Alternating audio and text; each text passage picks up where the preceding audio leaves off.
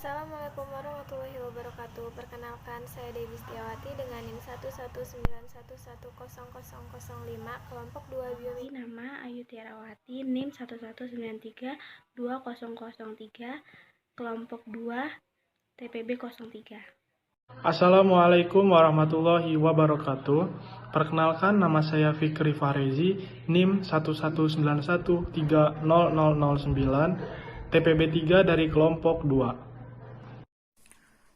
Nama saya Daniel Hasyolan Simatupang, NIM 119320015, Prodi Teknik Fisika, TPB 3, kelompok 2.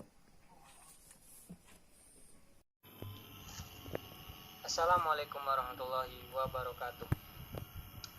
Perkenalkan, nama saya Fatur Rahman, NIM 119130019.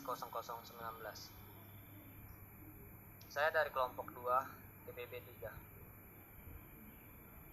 Baiklah, di sini saya akan menjelaskan tentang hasil dari RBL kami, yaitu alat akuisisi data magnetotelurik dengan prinsip medan elektromagnetik yang digunakan untuk menentukan struktur geologi di bawah permukaan bumi.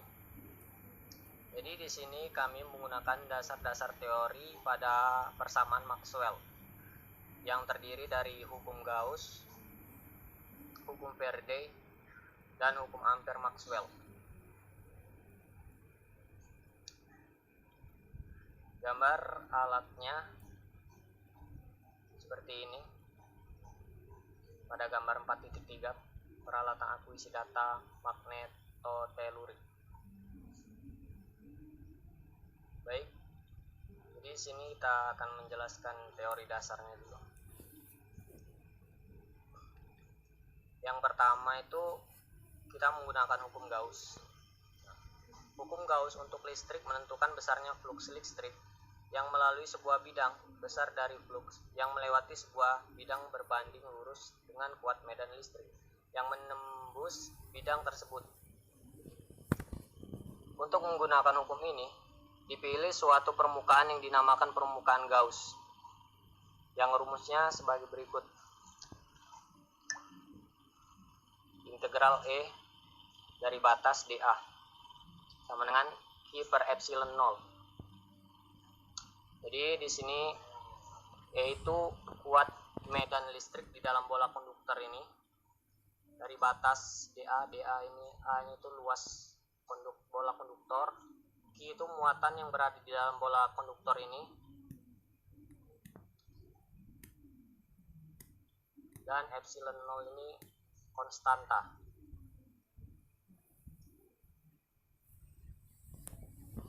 Hukum Gauss juga berlaku untuk medan magnet. Hukum ini menyatakan bahwa tidak ada magnet satu kutub dan menegaskan fluks magnet neto yang melalui permukaan Gauss tertutup adalah 0. Integral B dari batas dA sama dengan 0. Dan yang kedua adalah hukum induksi Faraday. Hukum ini menyatakan bahwa perubahan fluks magnet dapat menginduksi medan listrik, yang rumusnya itu integral dari E batas ds sama dengan min d per dt. Di sini medan listrik terinduksi di sepanjang loop tertutup oleh perubahan fluks magnet yang dikelilingi oleh loop tersebut. Hukum Ampere Maxwell. Sebelumnya beralih ke hukum Ampere terlebih dahulu. Bunyi dari hukum Ampere adalah integral garis induksi magnet B melalui lintasan tertutup sama dengan kali jumlah yang terlingkupi oleh lintasan tersebut. Rumus dari hukum Ampere itu sendiri yaitu sebagai berikut. Maxwell menyintesis 4 persamaan tersebut dan membuat sebuah hipotesis, yaitu medan listrik dan medan magnet dapat merambat melalui ruang dalam bentuk gelombang. Hipotesis ini didasarkan hukum Faraday.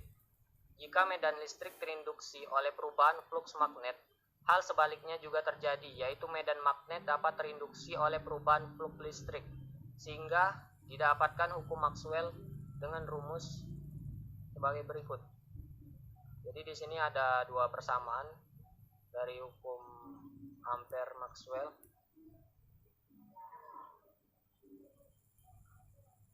Jika persamaan tersebut dioperasikan dan diolah dengan berbagai pendekatan dan memandang gelombang elektromagnetik akan merambat secara vertikal ke dalam bumi, akan didapatkan suatu solusi dari persamaan tersebut.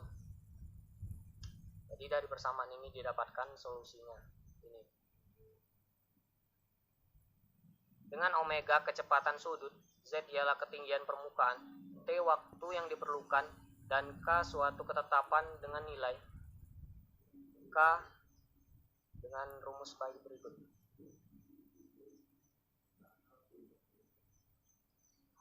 Jika dibandingkan antara medan listrik dan medan magnet, akan didapatkan suatu nilai yang disebut dengan impedansi yang diperlukan dalam menentukan nilai resistivitas medium.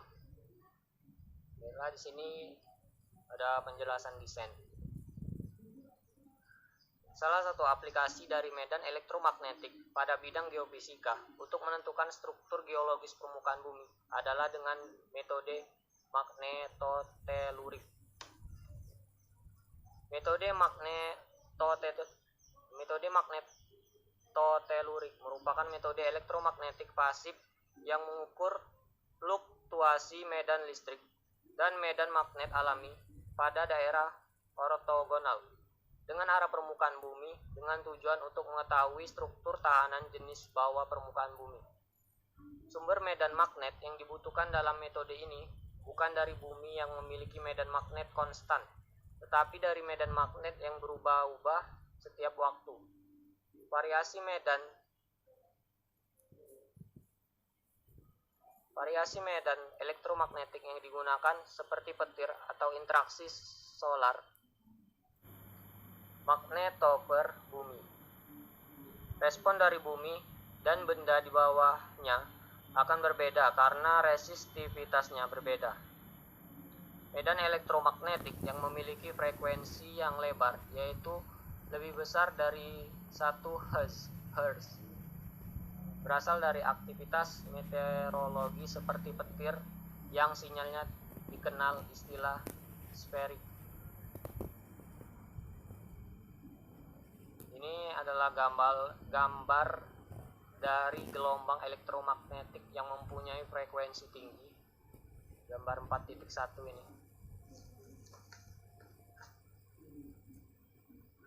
Sedangkan untuk medan elektromagnetik yang memiliki frekuensi kurang dari 1 Hz berasal dari interaksi antara solar wind dengan lapisan magnetosfer dan ionosfer.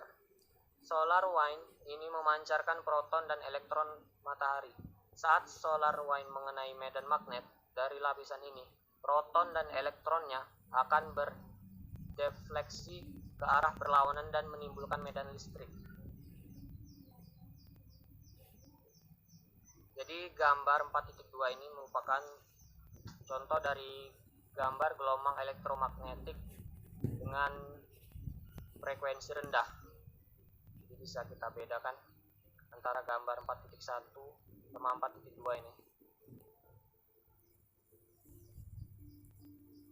Metode ini memiliki keuntungan daripada metode lain karena gelombang elektromagnetiknya mampu mencapai permukaan bumi sekitar 160 meter hingga lebih dari 500 km.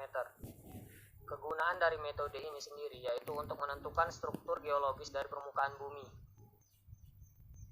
Pada metode ini berlaku persamaan Maxwell yang terdiri dari 4 permasalahan dari hukum yang ada. Hukum Faraday menjelaskan perubahan fluks magnet terhadap waktu akan menyebabkan induksi pada medan listrik.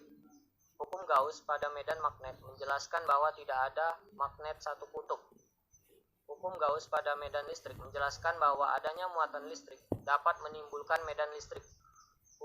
Hukum Ampere-Maxwell menjelaskan bahwa adanya arus listrik dan perubahan fluks listrik terhadap waktu akan menimbulkan medan magnet. Nilai resistivitas batuan di bawah permukaan dapat ditentukan dengan nilai dari medan yang terukur di permukaan tersebut. Jika diukur kedua medan secara bersamaan di suatu daerah yang sama dan menggunakan perbandingan nilai medan pada berbagai frekuensi, akan didapatkan nilai resistivitas dari setiap kedalaman. Jika frekuensi semakin besar, maka daya pengukuran kedalaman semakin rendah. Kemudian ada nilai impedansi, yaitu perbandingan antara medan listrik dan medan magnet. Nilai ini hanya bergantung pada resistivitas benda dan frekuensi gelombang.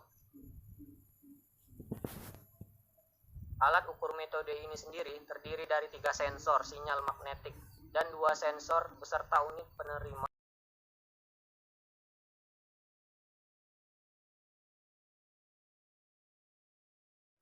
untuk mengelola sinyal dan merekam data. Pada pengukuran medan listrik terdapat 4 buah elektroda non-polarisasi yang dibagi sama rata 2 ke sumbu Y dan 2 ke sumbu X. Pasangan elektroda ke sumbu Y dan koil HY tegak lurus struktur dan elektroda ke sumbu X dan koil HX sejajar struktur. Kemudian diukur tegangan antara elektroda tersebut. Ini merupakan alat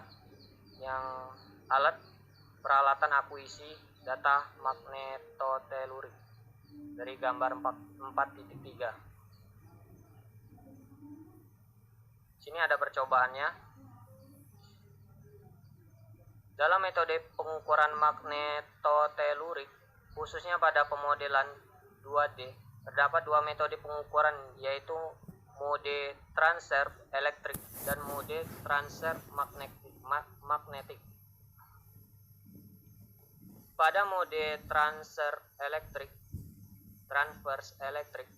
komponen yang menunjukkan arah sumbu Y dan Z hanya komponen magnetik saja, sedangkan komponen listrik sejajar arah struktur utama.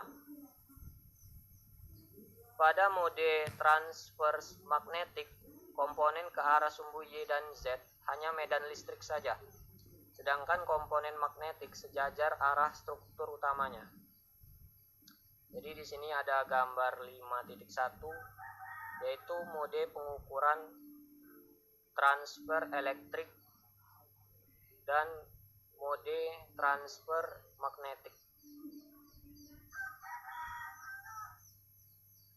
Setelah mengukur besarnya medan listrik dan medan magnet dengan alat ukur yang ada, nilai tersebut dibutuhkan untuk mengukur nilai resistivitas medium di bawah permukaan.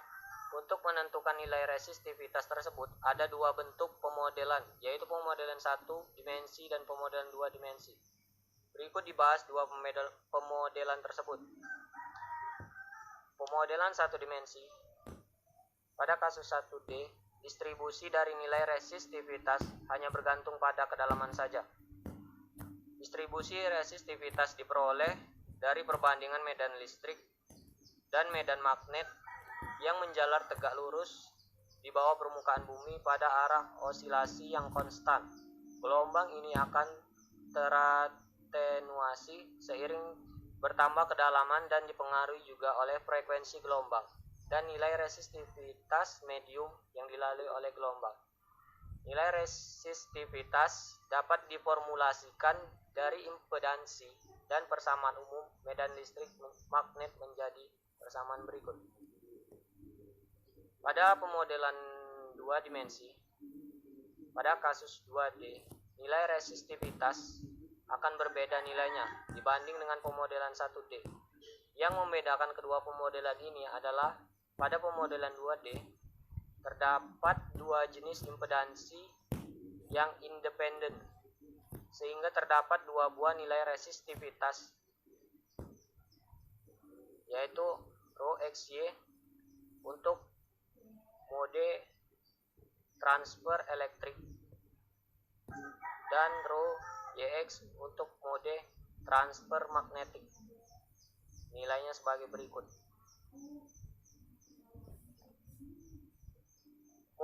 Metode magnetotelurik dapat melakukan penetrasi yang lebih dalam sehingga prosedur interpretasi 2D dan 1D berkembang dengan baik dan jelas.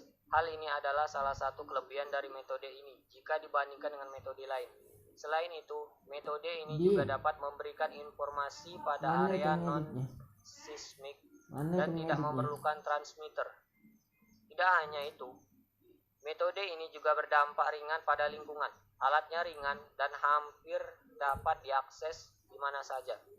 Metode ini sangat membantu orang-orang yang bekerja di bidang pertambangan dan geofisika karena dapat melihat situasi di bawah permukaan tanah. Selain keunggulannya yang banyak, metode magnetotelurik juga memiliki keterbatasan dibanding metode lainnya karena menggunakan sinyal natural sehingga sinyal yang dihasilkan tidak beraturan dan resolusinya lebih kecil daripada seismik. Selain itu, metode ini juga membutuhkan proses data yang cukup kompleks serta perubahan kurva appearance resistivity yang terkadang signifikan. Jadi kesimpulan dari ini semua yaitu dari persamaan Maxwell yang merupakan prinsip medan elektromagnetik yang digunakan untuk menentukan struktur geologi di bawah permukaan bumi. Persamaan ini terdiri dari 4 persamaan yang berhubungan yaitu hukum Gauss untuk listrik dan magnet, hukum Faraday, dan hukum Ampere-Maxwell. Aplikasi dari penerapan prinsip ini ialah metode magnetotelurik yang merupakan metode pasif untuk mengatur fluktuasi medan listrik dan medan magnet alami pada daerah ortogonal dengan arah permukaan bumi dengan tujuan untuk menentukan resistivitas bawah permukaan bumi. Oke, mungkin cukup sekian penjelasan dari saya. Apabila ada kesalahan saya mohon maaf. Wassalamualaikum warahmatullahi wabarakatuh.